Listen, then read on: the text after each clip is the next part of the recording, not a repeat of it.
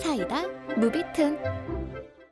이 이야기는 한 40년 전쯤 내가 태어났을 무렵 어느 조용한 시골의 한 가족에게 일어났던 일이다. 먼저 말해두자면 우리 고향에서는 토지나 밭 같은 것의 기본 단위가 산으로 시작한다는 것이다. 멧돼지, 곰 등 농작물을 해치는 동물들의 구제를 해야 하기 때문에 이 가족도 농장에서 대대로 아키타견 몇 마리를 키우고 있었고, 소유하고 있는 사냐의 한쪽에 펜스를 설치해서 개 전용 운동장을 만들었다고 한다. 당시에는 노견 한 마리를 포함해 모두 4마리를 키우고 있었다. 강아지 전용 운동장은 잡목림과 가수원이었던 곳을 개간한 것으로 도시에서 흔히 볼 수 있는 도그런과는 달리 경사도 있고 바닥도 울퉁불퉁한 천연 트레이닝 공간이었다. 사람들이 농사일로 정신없을 때 강아지들은 운동장에서 마음껏 뛰어놀면서 흙도 파고 자유롭게 지냈다. 본래 아키타견은 가족에 충실하지만 멧돼지와 싸움이 나도 이길 정도로 강한 종이기 때문에 탈주하지 못하게 철저히 대비하였고 도망치지 않게 훈련도 잘 시켜두었었다. 당시 노견의 나이는 12살이었다. 특별히 아픈 곳도 없고 건강한 편이었지만 역시나 나이가 많다 보니 자연스럽게 근육이 퇴화되면서 혼자서 천천히 움직이는 것도 힘들어 보였다. 다른 강아지들처럼 운동장을 마음껏 뛰어놀지는 못했기 때문에 논밭 사이를 천천히 5분 정도 산책시키곤 했다. 집안에서는 계단도 힘이 드는지 위에 데려다줘 하고 말하듯이 식구들을 쳐다보거나 집안에서 자기 화장실을 못 찾고 엉뚱한 곳에 실수를 하기도 했다. 실수를 하는 것은 치매가 온 것이 아니라 허리와 다리가 약해지면서 화장실까지 가는데 시간이 걸리기 때문이라고 했다. 그래서 식구들끼리 이제 기저귀를 해주는 게 좋지 않을까, 어떻게 돌봐야 할지 진지하게 고민하기 시작했었다. 평소엔 소형 트럭에 할아버지와 아빠가 어린 강아지 3마리를 데리고 타고 노견과 할머니, 엄마는 SUV 차에 나눠 타고 산으로 갔지만 그날은 양로원에서 계시는 증조할머니가 며칠간 집에 오셨었기 때문에 그때 6살이었던 오빠를 포함해서 6명의 사람과 4마리의 개가 같이 산으로 향했다고 한다. 노견은 오랫동안 증조할머니와 함께 살았었기 때문인지 그날은 증조할머니 옆에서 좀처럼 떨어지지 않았다. 너도 나도 이제 정말 늙었구나. 자기 무릎에 앉아서 떠날 줄 모르는 노견을 쓰다듬으며 증조할머니가 조용히 말을 걸었다. 그때였다. 노견은 갑자기 벌떡 일어나 바깥을 향해 지저대기 시작했다. 아이고 깜짝이야. 얘 갑자기 왜 이런다니? 신경 쓰지 마세요. 까마귀라도 봤나 보지 뭐. 그러면 괜찮지만. 그렇게 무시하고 계속 자동차가 달리자 노견은 점점 더 큰 소리로 짖기 시작했다. 대장이었던 노견이 짖자 그 소리를 듣고 소형 트럭에 타고 있던 나머지 3마리도 따라서 같이 짖기 시작했다. 노견은 계속해서 내려줘! 내려줘! 라고 떼를 쓰는 것처럼 짖었고 지금껏 그렇게 흥분한 모습은 처음이어서 어떻게 손을 쓸 수 없는 상태가 되었다. 강아지들은 소란을 피웠다기보다는 무언가를 필사적으로 호소하는 것 같았고 산속 어느 한 곳을 계속 응시하면서 그쪽을 향해 계속 짖어댔다. 뭔 일이래? 아니 어쩌자고 여기서 지저대고 난리야. 어디 곰이라도 나왔나? 아빠와 할아버지는 차를 세우고 노견을 보려고 엄마 차로 왔다. 몰라 나도. 갑자기 막 짖어대는데 정신을 쏙 다 빼놔 아주. 어찌됐건 흥분해 있는 강아지들을 진정시키기 위해 2대 모두 급하게 차를 세웠고 아빠가 증조할머니 쪽에 차문을 열었다. 야 이놈아, 너 왜 그래? 진정 좀 해. 하고 노견을 쓰다듬으려고 한순간 노견은 아빠의 손을 뿌리치고 달리기 시작. 쏜살같이 어디론가 달려갔다. 야! 기다려!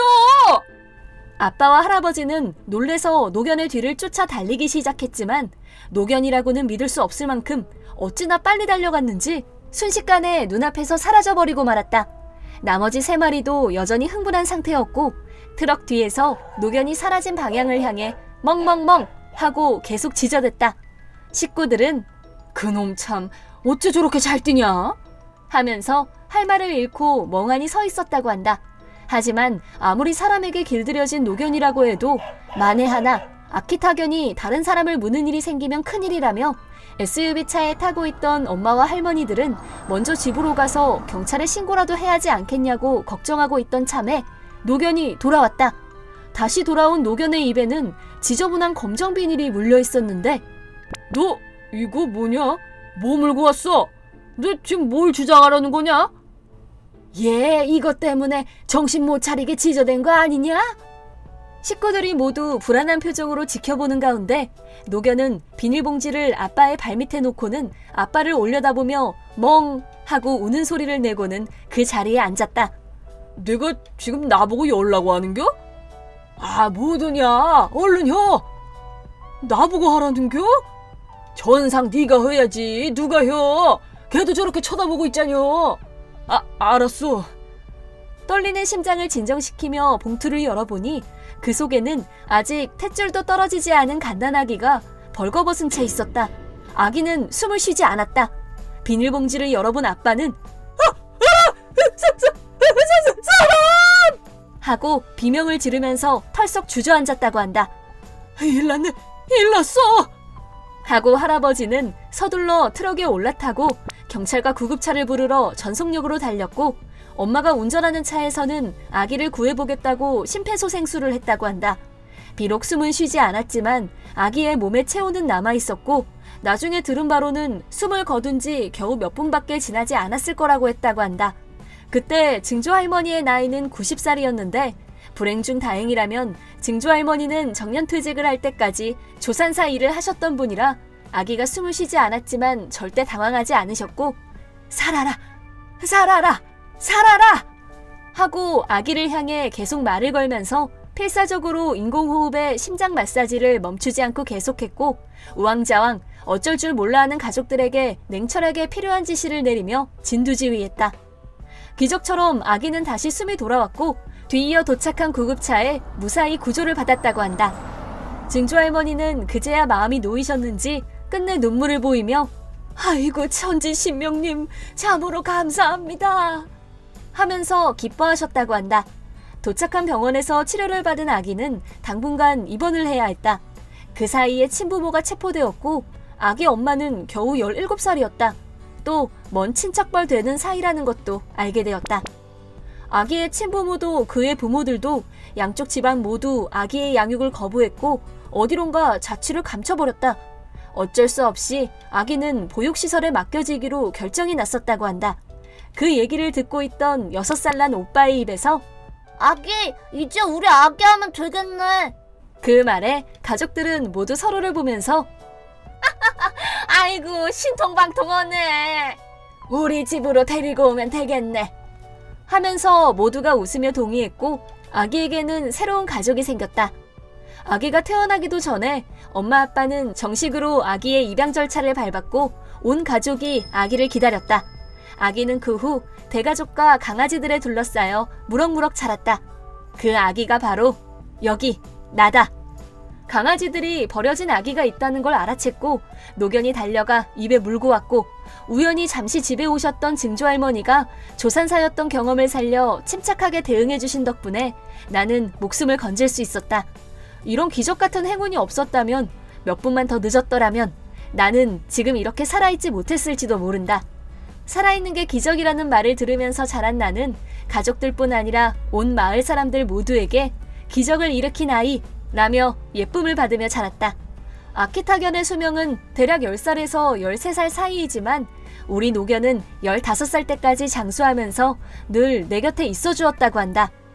증조할머니도 노견도 내가 아주 어렸을 때 하늘나라로 갔기 때문에 그 둘의 얘기는 가족들에게 외울 정도로 들으며 컸다.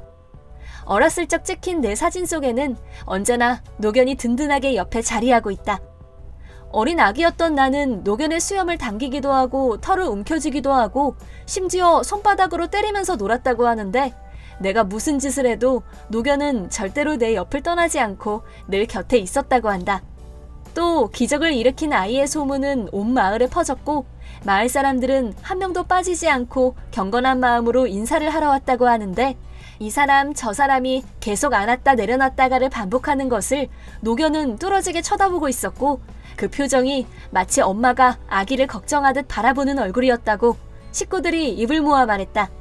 그렇게 40년이란 세월이 흐른 지금 나는 온 마을 사람들이 기대하던 기적을 일으키는 일은 해내지 못했지만 가끔 집에 갔을 때 네가 있어서 온 마을 사람들이 하나로 단결이 됐었어. 그려, 네 덕에 아주 뭔 잔치니 행사니 할 적마다 성대하게 사람들이 다 적극적으로 참가했었지. 나는 말을 들을 때마다 기분이 좋아지곤 한다.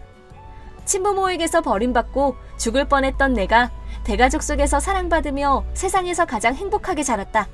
태어나자마자 그런 일을 겪었지만 지금껏 살면서 한 번도 병을 앓은 적이 없고 후유증 하나 없이 자란 것은 모두 우리 노견이 엄마처럼 나를 지켜준 덕분이라고 생각한다. 이번 영상은 어떠셨나요? 재밌게 보셨다면 구독, 좋아요에 댓글까지 달아주시면 감사하겠습니다. 그럼 다음 영상에서 만나요.